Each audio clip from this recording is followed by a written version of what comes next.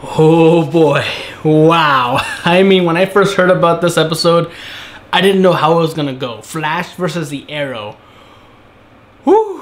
I mean, just that title alone hypes it up to such extremes that you would think that it would let you down and just kind of make you disappointed. Like, oh, this episode really didn't impress me. But really, it kind of did. Because not only did it have good action between the two characters, it had good interaction between their ideologies. And that's always good because superheroes aren't all alike. They have different ways of confronting their villains, and that's fine. But either way, I mean, wow, I'm glad that it worked out the way it did, because one hero beating the other never feels right. It never satisfies anyone because it just hurts you inside that two great heroes who only want what's best for the people would have to fight. But in this one it makes sense, because as soon as the metahuman comes up with the ability to make other people angry and hate each other, I thought like, oh, that's how it happens. Good, at least we get some of that. And in fact, I like how they have a very noticeable difference between how they usually make a Flash episode and how this episode went. Because usually in Flash's episode, they spend so much time with the metahuman and explaining his powers that it becomes kind of boring and we just want to be done with the metahuman and never see him again. But with this one, it showed that how compact that process can become. As soon as he's introduced, we assume what his powers are, we're trying to figure out how it works and how to reverse it. And it's all usually in the background because the main focus is the interaction between Flash and the Arrow. And in fact, I have to make this statement because I find it hilarious whenever superheroes are put in a position that can be, understandable by the common man. And when Flash is being sat down and scolded by Joe and Wells about the Arrow being a bad influence, that just made me laugh, because it would seem like two parents worried about their kid, in high school, and he's hanging around the wrong crowd. Like Arrow and Batman are those punk kids who hang out in the, who skip school and go start fights. And Flash is the nice nerdy kid who stays in school, but he wants to explore the world, and he makes friends with these two guys and just like, oh yeah, let's skip school and get into fights. And that's pretty much how it felt for me. But either way, I did like the little tidbit when Wells said, that Batman character in Gotham, and I'm just like, whoa, maybe I misheard that, maybe that was just me. I mean, I kept watching that scene over and over again, but I am not sure what to think of it, because on one hand, it kind of confuses me, but at the same time brings up an expectation that might not even be possible in the near future, because I already know Fox has the rights to Gotham, and pretty much I assume that means they have the rights to any Batman TV appearances. Now, whether that can be a hint that CW has plans for a Batman show alongside Arrow and Flash, again, very questionable. That's the most questionable possibility. The other one being Fox is probably willing to allow a kind of Batman, Arrow, and Flash crossover. Again, very unlikely, because they're not even near or working on anything that involves Batman. And the only other possibility I can assume is it's just an Easter egg to throw out there and just make us fans squee. It's like, because it did work. It's like when they said that, it was Gotham's like, ee! But either way, that's just me being overexcited about very little information there. But either way, the metahuman himself, again, usually not interesting, but great power to introduce this whole concept of Flash versus the Arrow. And I like how it doesn't really start off with both of them fighting physically. They're fighting with their ideologies, with words and how they do things.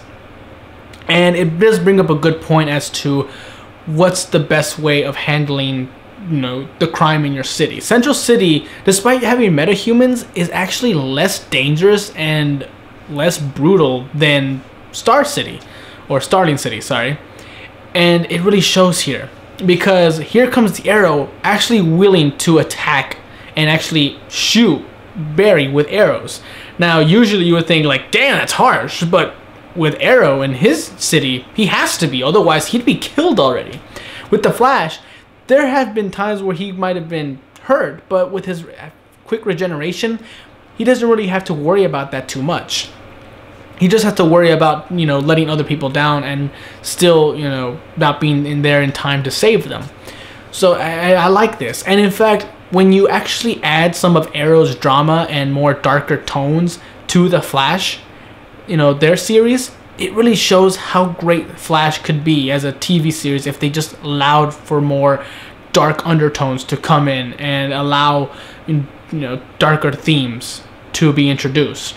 Because for now, Flash has been more of a happy, campy, more bright and colorful kind of series compared to the Arrow.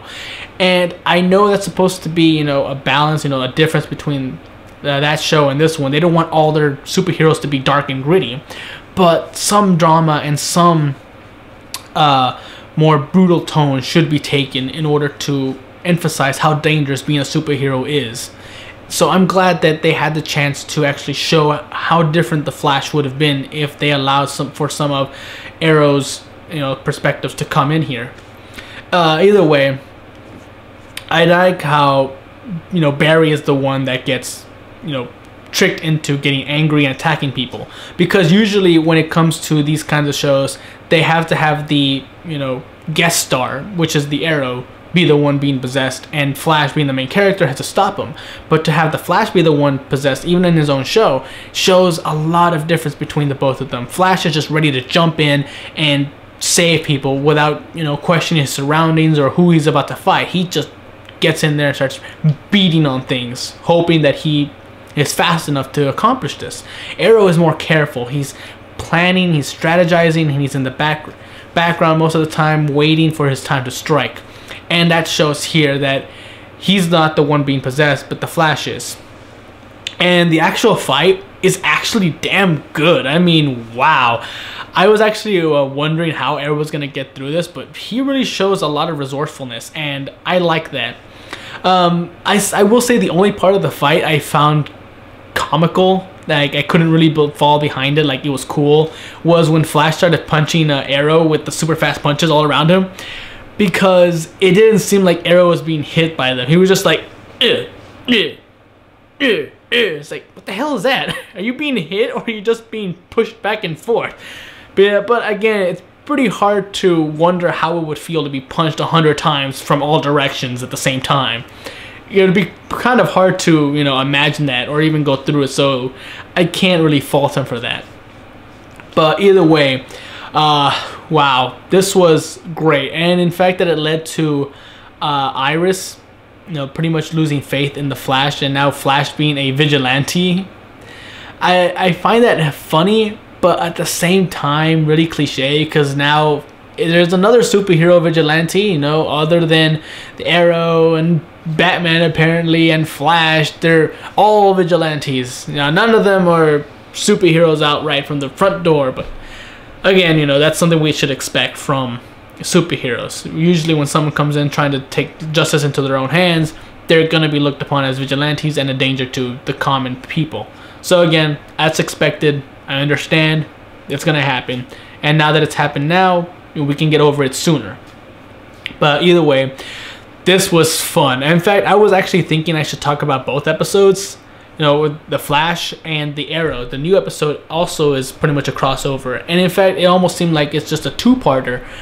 But there's always so much to talk about in the first episode that it would have gone on too long. So I guess you can consider this a part 1 discussion of the Flash and Arrow crossover, and the next, you know, Arrow episode being a part 2. But either way, great episode. I loved it. I'm hoping they allow for more, you know, darker themes to show up in the Flash, in at least future seasons, or at least the future of this season, because it really shows that the Flash can actually pull it off, and it could actually make it a good series. But either way, great episode, loved it, can't wait for the next one. Till then, I'm Tony Dragon, bye bye.